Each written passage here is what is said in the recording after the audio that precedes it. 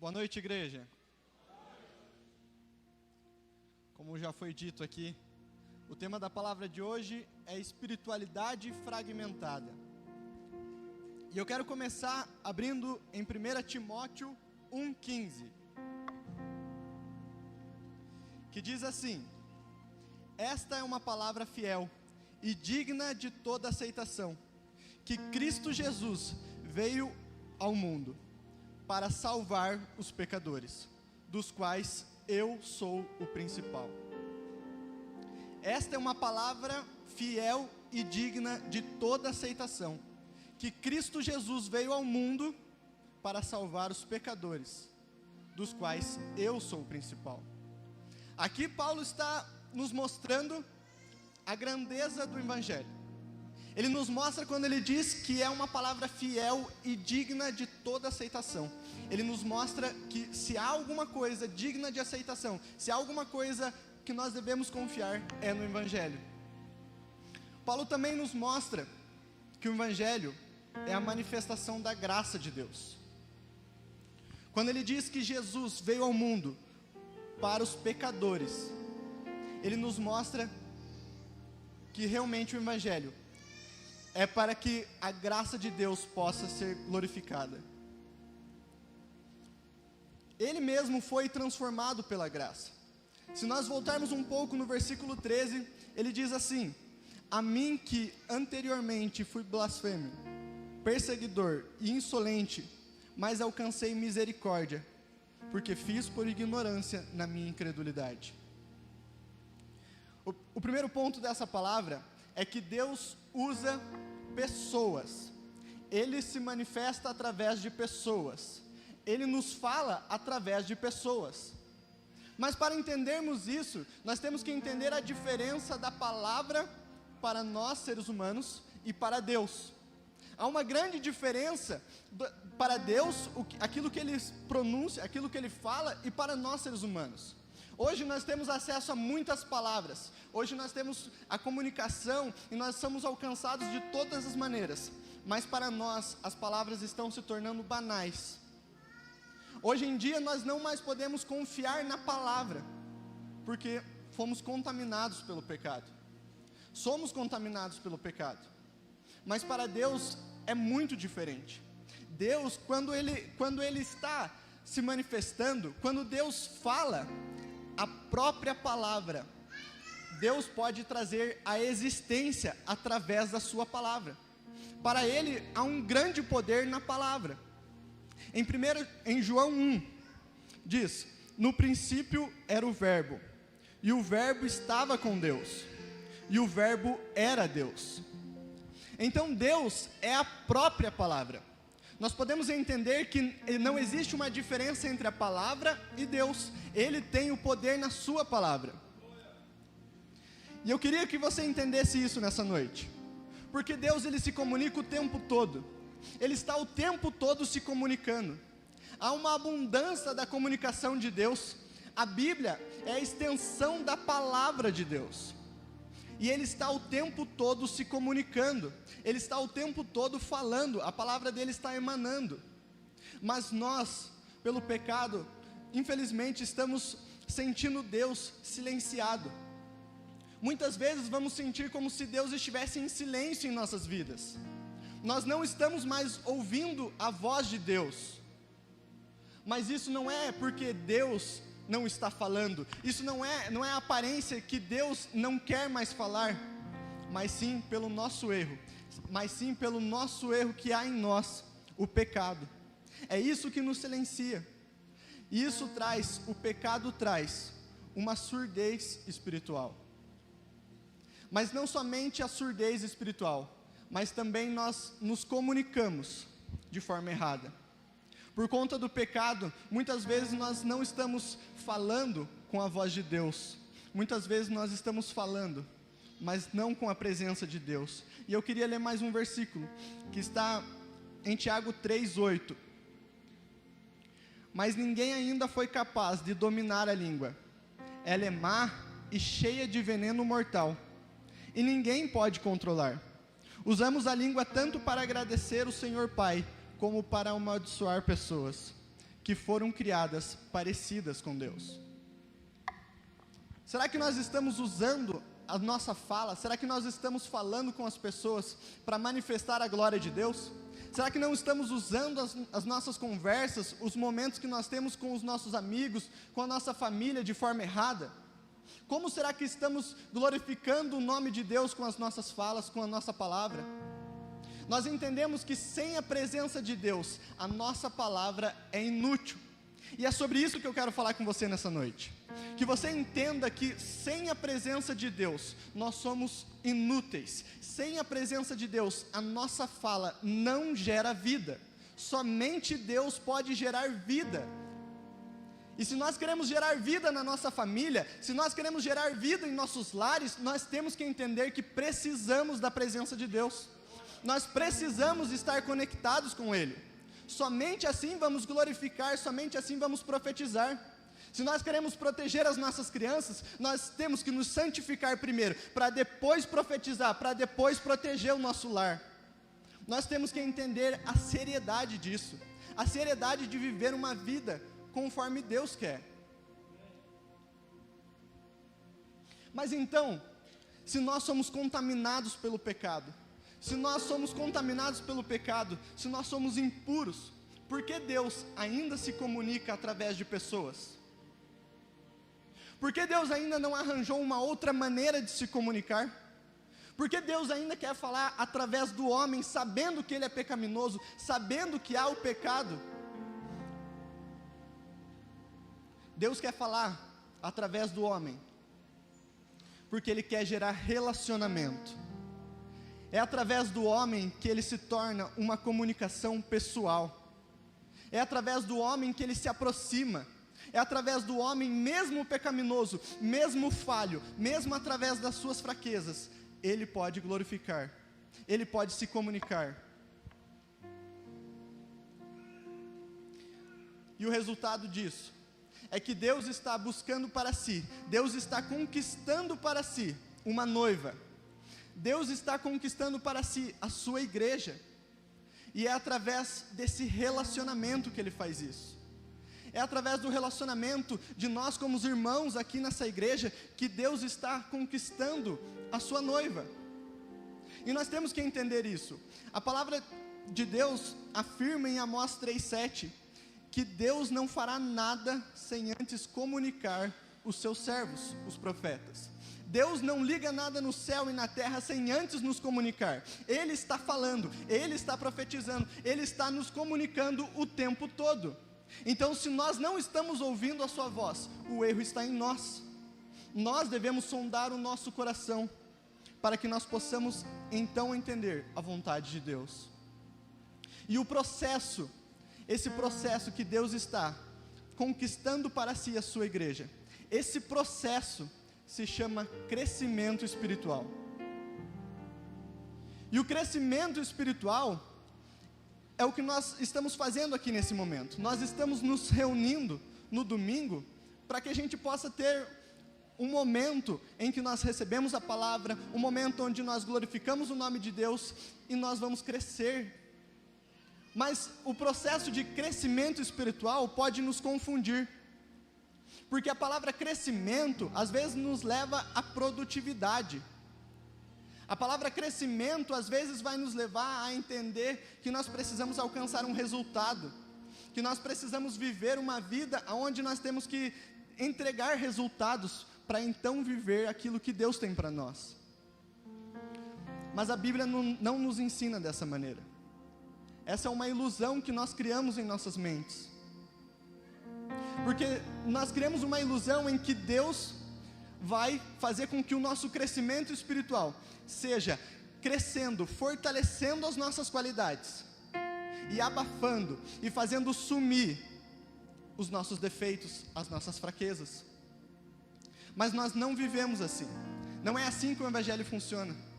Nós não vamos realmente começar a frequentar igreja, nós não vamos começar a frequentar célula, e então a partir disso, todas as nossas dificuldades vão sumir, todas as nossas barreiras vão sumir, todas as nossas fraquezas vão desaparecer, e nós vamos começar a crescer em Deus, e dizer: agora eu sou uma pessoa forte espiritualmente, agora eu sou uma pessoa preparada espiritualmente. não é assim que funciona. As barreiras e as dificuldades vão continuar. E é através das nossas fraquezas que Deus vai agir.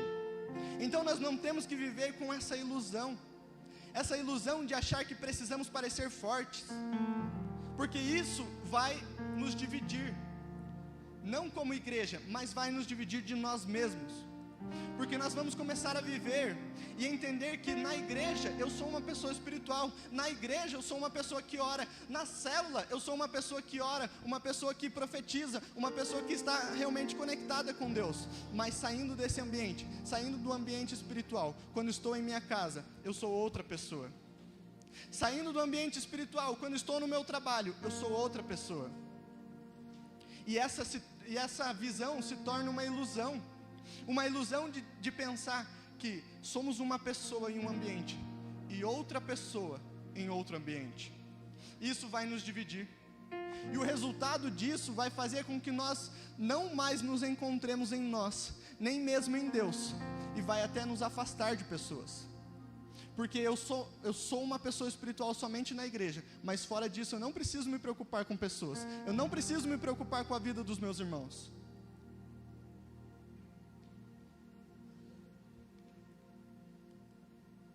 E isso é o resultado da fragmentação. É quando se quebra a nossa espiritualidade.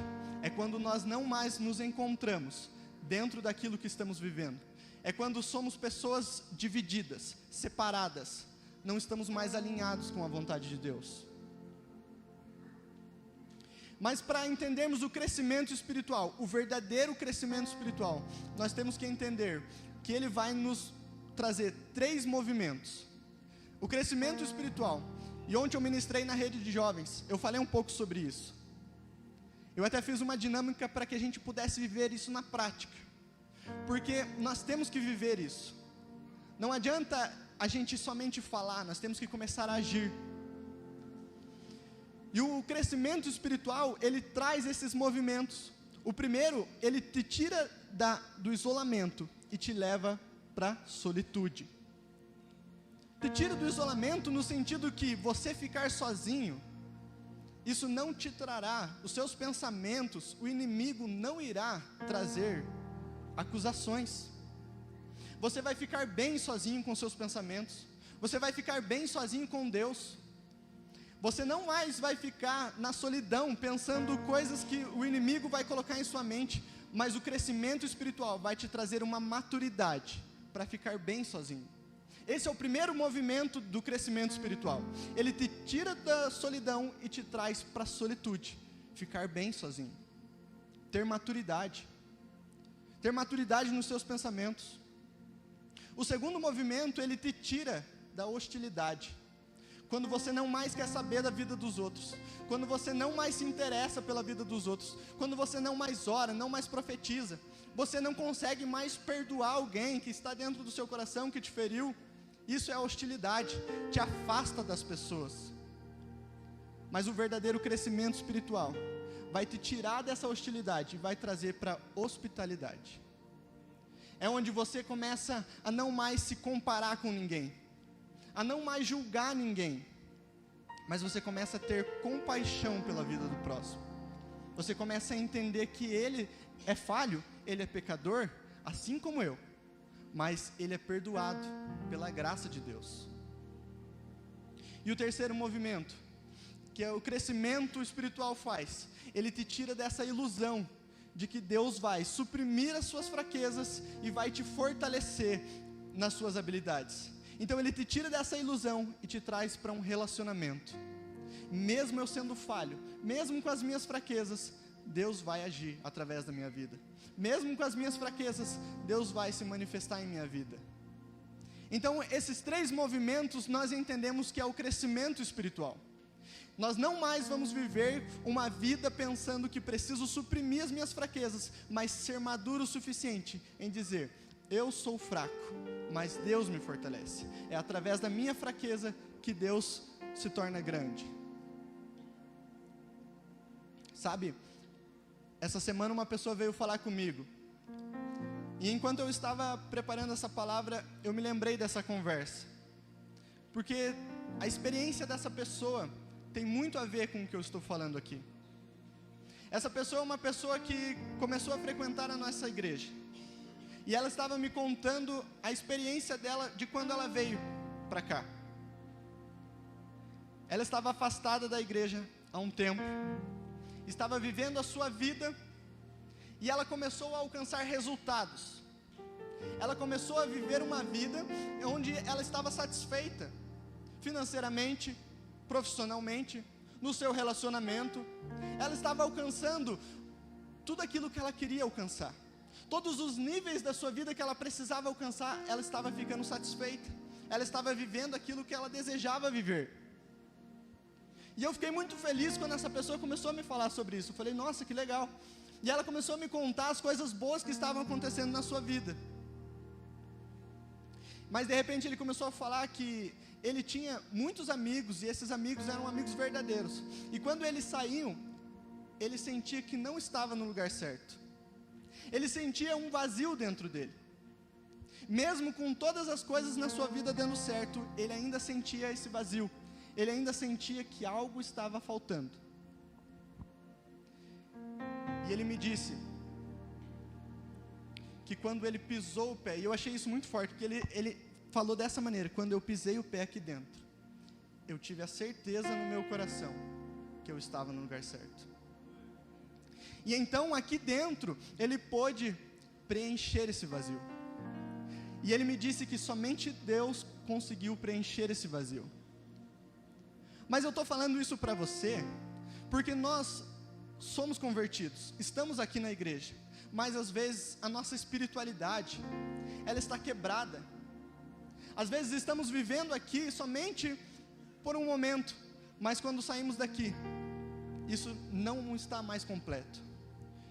E o inverso, o oposto de uma espiritualidade fragmentada, de uma espiritualidade quebrada, é uma espiritualidade completa, é uma espiritualidade única.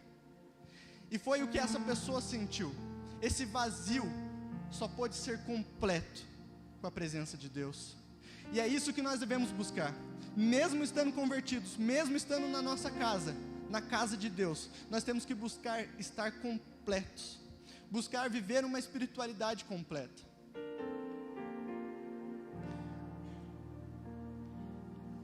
Mas para entendermos isso, nós temos que entender que nós precisamos ser vulneráveis. Vulnerável ao ponto de dizer que eu sou falho, eu sou pecador. Não querer maquiar, não querer disfarçar isso. Isso é um erro que nós fazemos para parecer fortes, para parecer bem. Nós temos que reconhecer. Se nós queremos ter uma maturidade espiritual, o primeiro ponto é reconhecer que somos falhos, que somos pecadores. É nos colocarmos no chão, no pó mesmo, para que Deus possa agir. Sermos vulneráveis, porque quando nos tornamos vulneráveis, nós damos acesso às outras pessoas a virem a nós. Quando somos vulneráveis, nós damos acesso a Deus a alcançar o nosso coração. Então, sermos vulneráveis é o primeiro ponto. A verdadeira espiritualidade é então entregar totalmente a Deus, reconhecendo que nós só precisamos dEle, que nós só temos Ele. E eu queria ler mais uma vez 1 Timóteo 1,15. Esta é uma palavra fiel e digna de toda aceitação, que Cristo Jesus veio ao mundo para salvar os pecadores, dos quais eu sou o principal. Paulo aqui está se mostrando ser o principal, mas não de algo bom. Ele é o principal dos pecadores. Paulo faz isso para nos dar o exemplo que nós precisamos ser, nós precisamos entender que nós somos falhos, somos pecadores, mas nós vamos viver aquilo que Deus tem para nós quando reconhecermos isso, quando nos entregarmos de fato a Deus, porque aonde abundou o pecado, superabundou a graça de Deus. E nós temos que entender a graça de Deus. Para entendermos a graça de Deus, nós temos que entender que a graça veio porque existe o pecado. A graça de Deus, ela justifica o injustificável. A graça de Deus salva o odioso. A graça de Deus perdoa o imperdoável. A graça de Deus dá vida eterna a quem antes era condenado. Se nós entendermos a graça, nós vamos entender que o momento de maior vulnerabilidade, onde Jesus estava mais vulnerável, foi na cruz. Era no momento onde ele estava frágil, no momento onde ele estava cansado, dolorido, angustiado, no momento onde ele foi crucificado, no seu pior momento na terra, foi onde teve a maior vitória. Foi ali que ele derrotou o inferno, foi ali que ele salvou a todos nós. Então, sermos vulneráveis nos dá realmente o poder de Deus, porque Ele vem através da nossa vulnerabilidade, onde nós estamos frágeis, Deus pode exercer o seu poder. Em João 1,12 diz: contudo, aos que receberam e aos que creram em seu nome, deu-lhes o direito de se tornarem filhos de Deus. Jesus morreu por nós, porque nós éramos pecadores, nós não conseguíamos pagar essa dívida, mas hoje, mesmo pecadores, com a graça de Deus, nós somos salvos e somos chamados de filhos de Deus. Em Efésios 2, no versículo 8 a 10, diz: pois vocês são salvos pela graça, por meio da fé, e isso não vem de vocês, é dom de Deus, não pelas obras, para que ninguém se glorie, porque somos criação de Deus, realizada em Cristo Jesus, para fazermos boas obras, as quais Deus preparou de antemão, para que a nós praticássemos. Então temos que entender que a graça de Deus nos alcançou. Mas essa é uma oportunidade para você hoje, para reconhecer as suas falhas. Essa é uma oportunidade para você hoje, para ser alcançado pela graça de Deus, para realmente entender o que Deus tem para nós. Em Hebreus 4, no versículo 14 a 16, diz: portanto, visto que temos um grande sumo sacerdote, que adentrou aos céus, Jesus, o Filho de Deus, apeguemo-nos com toda firmeza e fé na promessa, pois não temos um sumo sacerdote que não possa compreender e ter compaixão pelas nossas fraquezas, pois sim, ele como nós, passou todo tipo de tentação, porém sem pecado. Assim sendo, aproximemo-nos do trono da graça, com toda a confiança, a fim de recebermos misericórdia, e encontrarmos a graça que nos ajude nos momentos difíceis. Então a graça de Deus vai nos ajudar nas nossas fraquezas, a graça de Deus vai nos ajudar nas nossas falhas, vai nos ajudar nos nossos pecados, mas nós temos que entender que a graça de Deus existe, mas nós não podemos banalizar a graça. Nós não podemos entender que a graça é somente algo que nós temos quando nós pecamos. A graça de Deus existe, mas nós temos que entender a seriedade dela. Em Romanos 6, no versículo 1 diz: que diremos então? Continuaremos pecando para que a graça aumente? De maneira alguma. Nós não morremos para o pecado, para que podemos continuar vivendo nele. Então entender que a graça existe, mas nós temos que dar seriedade a ela. Em Tito 2, no versículo 11, vai explicar um pouco sobre a graça. Diz assim: porque a graça de Deus se manifestou salvadora a todos os homens. Então, em primeiro lugar, a graça salva a todos. A todos nós somos alcançados pela graça. Mas se continuarmos o texto, se continuarmos no versículo seguinte, no versículo 12, nós vamos entender. Então diz assim: porque a graça de Deus se manifestou salvadora a todos os homens. Ela nos ensina a renunciar à impiedade e às paixões mundanas, e a viver de maneira sensata, justa e piedosa nesta era presente. Então, se em primeiro lugar a graça salvou a todos nós, se em primeiro lugar a graça alcançou a todos nós, em segundo lugar, a graça nos ensina a viver sem pecar. A graça nos ensina a viver em seriedade, em uma vida conforme Deus nos ensinou. E é isso que nós devemos viver. É isso que eu quero explicar para você nessa noite. Para que você seja alcançado pela graça, mas que você possa compreender e que você possa ser completo para viver a vontade de Deus. Que você possa realmente viver isso.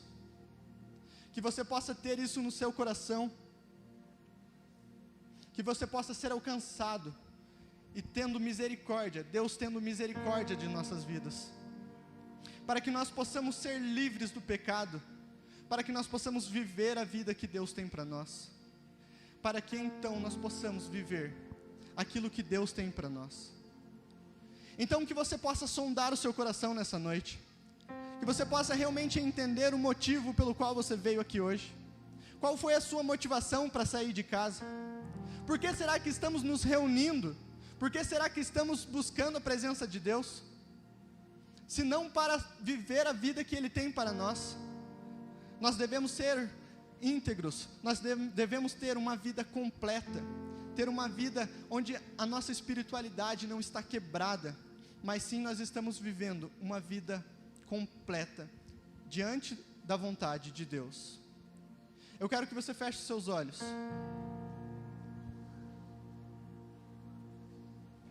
Que você vá ao fundo do seu coração, que você reflita sobre o que você tem vivido, sobre aquilo que você tem buscado nessa terra, sobre quais são as suas motivações para estar buscando a Deus, e que você possa ter essa oportunidade,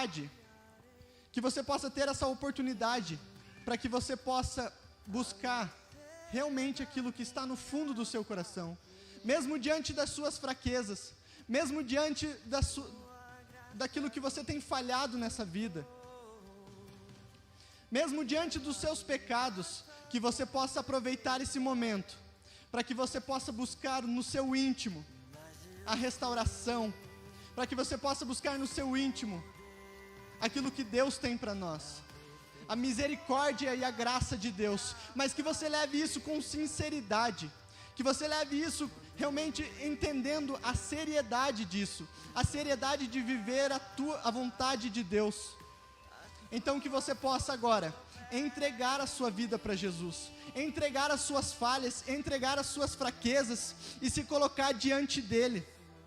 Conecte agora com Deus, peça a Ele que Ele possa te fortalecer em meio às suas fraquezas, peça que Ele possa te fortalecer em meio às suas dificuldades, que você possa ser alcançado pela graça de Deus. Aproveite esse momento.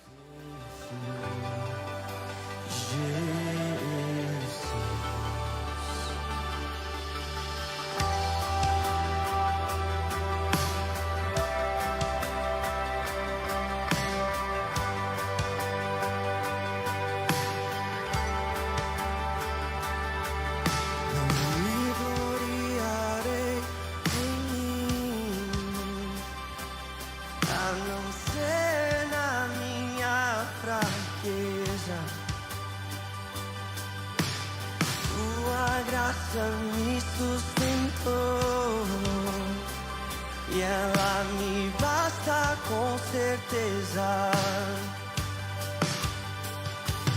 Mas eu sei que o seu poder se aperfeiçoa na minha fraqueza. E quando eu me cansar, a sua força opera em mim. Levante suas mãos, declare: eu sei que a sua graça é pra mim. Deus, em nome do Senhor Jesus, nós nos colocamos em Tua presença, Senhor. Pai, nós te pedimos que o Senhor esteja agora, Pai, nos alcançando com a Sua graça, Pai. Em nome do Senhor Jesus, eu coloco sobre si a vida de cada um aqui presente, Pai. para que o Senhor possa alcançar o coração deles, Pai. Em nome do Senhor Jesus, Pai, eu oro para que o Senhor possa mostrá-los que nós devemos viver uma vida conforme a Tua vontade, Senhor. Deus, que nós possamos ser alcançados pelo Teu amor, pela Tua graça. Espírito Santo de Deus, que o Senhor fortaleça cada um aqui, Senhor, nas suas fraquezas, nas suas dificuldades, Pai. Que nós possamos viver aquilo que o Senhor tem para cada um de nós. Deus, em nome do Senhor Jesus, eu coloco sobre si a vida de cada um aqui, Pai. Em nome do Senhor Jesus, que o Senhor possa restaurá-los, que o Senhor possa perdoá-los, Pai. Nós nos entregamos a Ti, Pai. Nós te pedimos que o Senhor venha com a Sua graça, com a Sua misericórdia, Deus. Em nome do Senhor Jesus, Pai. Que não haja espiritualidade fragmentada, que não haja ninguém aqui com uma vida realmente quebrada, dividida, mas que nós possamos ser inteiro, mas que nós possamos viver uma vida de fato daquilo que o Senhor tem para nós, Pai. Em nome do Senhor Jesus, Pai, é o que nós te pedimos e te agradecemos. Em nome do Senhor Jesus. Amém.